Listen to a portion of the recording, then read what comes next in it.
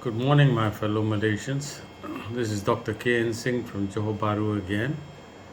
And the hottest topic this month is actually the statement made by the past president, Tan Sri Abdul Hadi Awang. His claim that the cause of all the corruption in this country is due to non Muslims and non Bhumiputras. Now, let me just run through a few main areas of corruption in this country that has been identified so far. Many more are coming soon, and this will actually prove YB Hadi very, very wrong. We have just witnessed Najib put in jail for the last 12 to 14 days, and he's now finding ways to spend his time outside jail in hospital. And of course, he comes out every day because he has a new court case to attend to in court. He also gets his followers to clamor for his release, even though he is a convicted criminal. He is a criminal. He has to serve his time. And he actually has to serve at least one third of his sentence before his appeal can come up. And he has many more cases to go. How many appeals can he ask for? So let's see what happens. Next, we see the LCS naval ship saga unraveling, where 9 billion was awarded for 6 littoral combat ships to Bastard Naval Shipyard. This was when Zaidi was the defense minister in July 2014 when the contracts were signed. He says he has no idea where the money went after it was released in advance before any ship was delivered. The first vessel was to be delivered in 2019 and the rest handed over at 6-month intervals until 2023.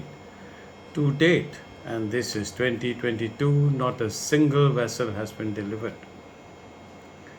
Next, let's look at money stolen from Tabung Haji Fund, and this hard-earned money by the Malay Rakyat who kept money aside to fulfill their religious obligation to go to Mecca at least once in their lifetime. The chairman, Dato Seri Aziz Abdul Rahim, foreign CEO, the former CEO Tan Sri Ismi Ismail, and Dato Seri Johan, as well as 4 senior staff, were placed on garden leave. None were persecuted.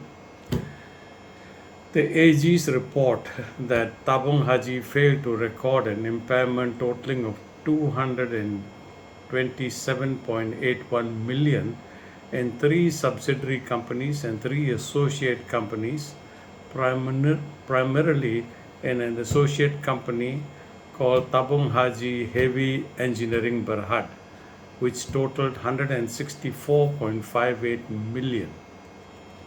The PH government, which was headed by Tun Mahathir, bailed them out with taxpayers' money. Next came the Felda Global Ventures scandal, FGV. Now, Felda was chaired by Dato Isa Ahmad in 2010 and he served as MB in Negri for 22 years. And after 6 years in Felda, he was replaced by Shahrir Samad, who was the MP in Johor Bahru. In March 2015, Isa's son was called over to MACC to have a statement recorded over the purchase of a multi-million pound luxurious Plaza Kensington hotels in London. At that time, Najib was still the Prime Minister and the MACC cleared Felda management of alleged embezzlement. Now, the UMNO government was in place then. Now we have Rosma, who has been found guilty of stealing money that was meant to improve education in Sarawak children. The solar project was to provide lighting for schools. This has not even started, and Rosma has stolen all the money. This was actually to educate the Sarawakan children, and to date they still have no current and are unable to study. Now we hear of 4 brave Sabah girls who sued their English teacher, Mat Zainal, who did not go to teach his English class for 7 months. I've heard of graduates in religious studies from Cairo University given jobs as teachers and then asked to teach English.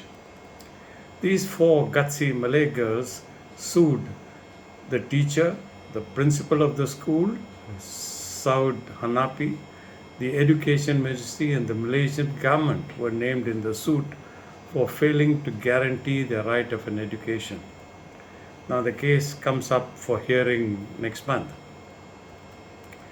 UMNO and Barisan governments plan to keep people stupid, and that's why no attention is paid to education of young students. Only indoctrination they get in Malaysia is for the Malays, that the Malays have privileges and the non-Malays are stealing from them. Now, what do you think is common in all these cases? Not hard to guess, really. The common thing is that Malays perpetuate all these crimes, and all these crimes are also against the Malays, which means the Malays are shooting their own foot. Now, when in a country the rulers are all Malays, the government is Malay, the Menteri Besar and the governors in all states are Malay, the armed forces chief and 90% of armed forces are Malays, the IGP is a Malay, and all senior police officers in the states are Malays. The majority of the police force are 90% Malays.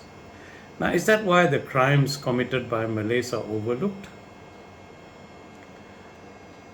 Embarrassment to prosecute may be the new psychological phenomena we will have to study in our universities. The past leader Hadi said that all these crimes are made by non-Malays, and this is a blatant lie, just to pacify PAS and UMNO members and get a few more votes. Sadly, it's the Malays that are cheating the Malays, and the whole country is watching while the politicians blame the non-Malays. A good Malay friend apologized with embarrassment, and I told them, why don't you stand up like Shafi Abdul, Rafizi, Norul and Syed Siddiq and tell the Malays what is happening? Thank God the Malay elite and the educated Malays are now fighting back to regain our multiracial, multicultural Malaysia we all grew up in. Thank God too for our judiciary headed by a Malay woman of substance and all our judges who make honest rulings come what may.